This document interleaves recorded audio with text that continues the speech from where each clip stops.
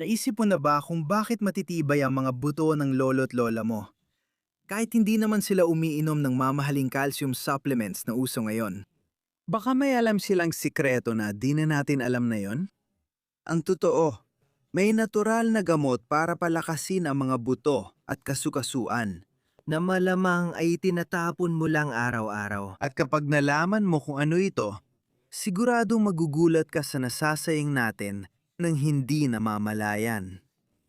Ngayon, ipapakita ko sa iyo kung paano gawing isang makapangyarihang pampalakas ng buto ang isang bagay na basta-basta na lang itinatapon ng lahat. Isang bagay na makakatulong sa mga nakakainis na pananakit ng tuhod, balakang, at kasukasuan na lumalabas habang tumatanda. Samahan mo ako hanggang dulo dahil matututuhan mong gawin ito sa bahay sa isang simple at ligtas na paraan. Kung ikaw ay higit 50 taong gulang, malamang naranasan mo na yung kirot sa tuhod kapag tumatayo ka mula sa upuan.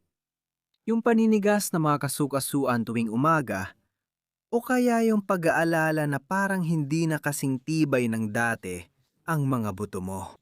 Ganoon talaga, kasi natural na habang tumatanda tayo, mas kaunti na ang nasisipsip ng katawan nating calcium. Pero heto ang nakakatuwang bahagi.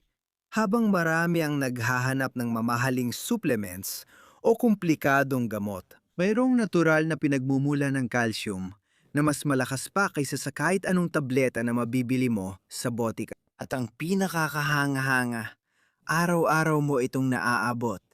Ang tinutukoy ko ay ang mga balat ng itlog. Yung binabasag mo tuwing umaga para magprito at diretsyo tinatapon sa basurahan. Kaya manang mahalaga ang mga ito para sa kalusugan ng buto. Ang balat ng itlog ay pangunahing binubuo ng calcium carbonate. Eksaktong parehong sangkap na matatagpuan natin sa mga pinakasikat na supplement. Pero narito ang lihim, nakakaunti lang ang nakakaalam. Ang calcium mula sa balat ng itlog ay mas madaling maabsorb ng ating katawan kaysa sa synthetic na calcium mula sa mga gamot. Bakit kaya? Dahil ito ay calcium sa natural nitong anyo, kung paano ito nilikha ng kalikasan. Kapag ginonsumo mo ang natural na calcium na ito, mas madaling nakikilala at nagagamit ng iyong katawan. Parang ganito yan. Parang pagkakaiba ng pagkain ng buong dalandan at pag-inom ng tableta ng vitamina C. Laging mas gusto ng katawan ang natural. At talagang kahanga-hanga ang mga numero. Ang isang simpleng balat ng itlog ay naglalaman ng humigit kumulang 300 at 80 miligramo ng calcium kada gramo. Para magkaroon ka ng ideya kung anong ibig sabihin nito, mas marami itong calcium kaysa sa makikita mo sa isang baso ng gatas, mas concentrated at mas malakas pa. Bukod sa calcium, ang mga balat ng itlog ay naglalaman din ng kaunting magnesium, iron at iba pang mga mineral na nagtutulungan para mapanatili ang kalusugan ng mga buto. Parang isa itong natural na baso na puno ng iba't ibang mineral, balanse at likas na gawa ng kalikasan. Pero siguro nagtatanong ka, paano ko nga ba makukonsumong balat ng itlog? Ligtas ba ito? Kalma lang, ituturo ko sa iyo ang tamang paraan para maging hindi lang ligtas ito, kundi madali ring gawin. Ang unang hakbang ay ipunin ang mga balat ng itlog tuwing gagamit ka ng itlog sa kusina. Imbes na itapon ang mga balat, itabi mo ito sa isang lalagyan sa loob ng ref. Sa isang linggo, magkakaroon ka ng sapat na materyales para makagawa ng maraming supplement sa bahay. Kapag nakapag-ipon ka na ng balat ng mga 10 hanggang 15 itlog oras na para ihanda ito. Una, hugasan mo mabuti ang mga balat ng itlog sa umaagos na tubig gamit ang kaunting sabon para matanggal ang anumang dumi sa labas. Pagkatapos, banlawan ng mabuti para matanggal ang sabon.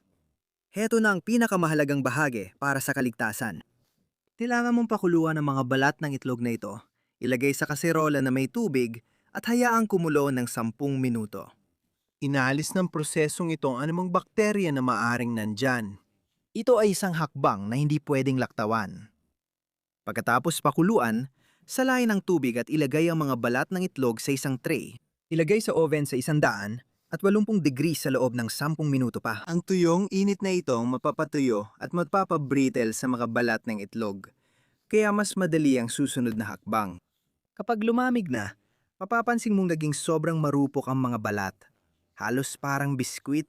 Ngayon, durugin mo na lang ito gamit ang blender, food processor o gilingan ng kape. Ang mahalaga ay gawing pina na pulbos ang mga balat na ito. Pagkatapos durugin, salain gamit ang pinungsalaan para siguradong walang natirang malalaking piraso. Ang gusto mo ay pulbos na makinis, walang buo-buo. Ayan, ngayon meron ka ng natural na suplemento ng calcium. Itago ito sa garapon na mahigpit ang takip sa tuyo at malamig na lugar. Tatagal ito ng ilang buwan kung tama ang pag-iimbak. Rekomendado ng mga eksperto ang hanggang 1 kutsarita kada araw. Maaari mo itong ihalo sa pagkain, budburan sa salad, sa yogurt, sa lugaw o sa sopas. Halos hindi mo malalasahan ito. Ang 1 kutsarita ng pulbos na ito ay nagbibigay ng 1 tasa ng tsaa. Nakakabilib isipin na ang isang bagay na ganito kasimple ay maaring maging napakamasustansiya, hindi ba? At heto ang isang mahalagang tip. Mas mainam na naabsorb ng katawan ang calcium kapag sinasabayan ito ng vitamin D. Kaya kung nagpapaaraw ka araw-araw o kumakain ng mga pagkaing mayaman sa vitamin D tulad ng isda, mas magagamit ng katawan mo ang calcium mula sa balat ng itlog.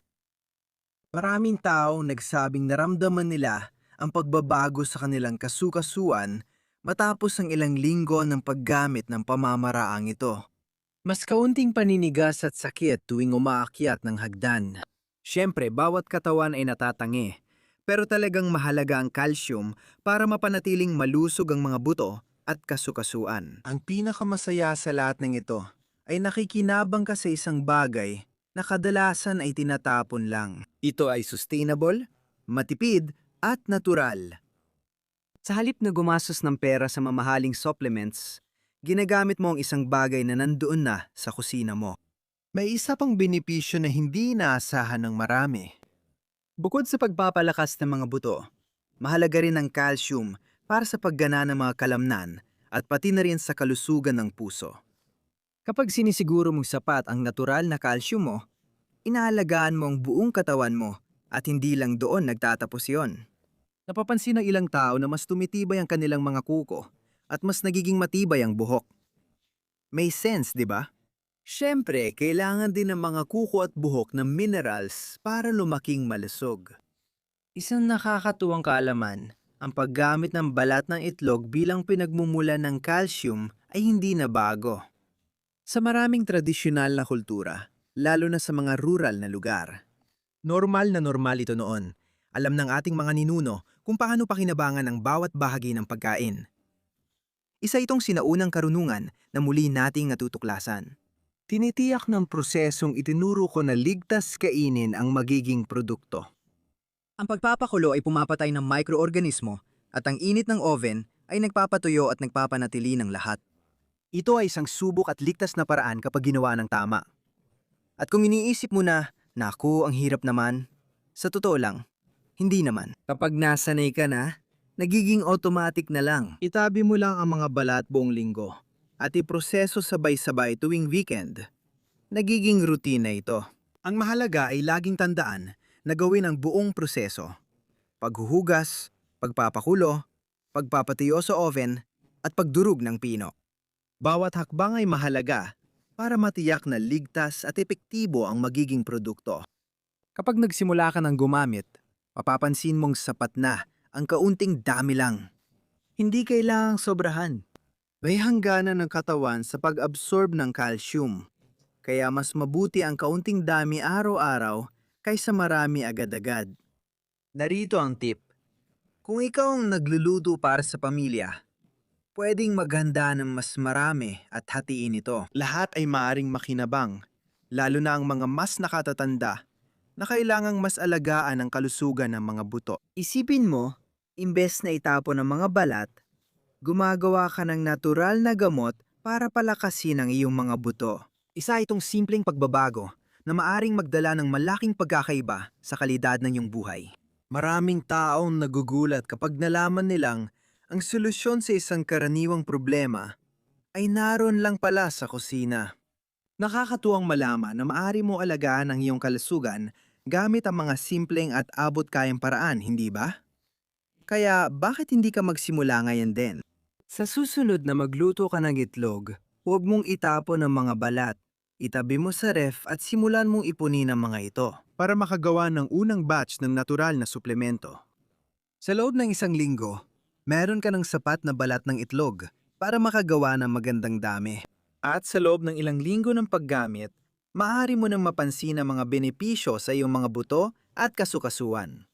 Kung nagustuhan mo ang tip na ito at nais mo pang matutunan ang iba pang natural na sikreto para sa kalusugan, huwag kalimutang mag-subscribe sa channel at ibahagi ito sa mga kakilala mong magugustuhan din ito.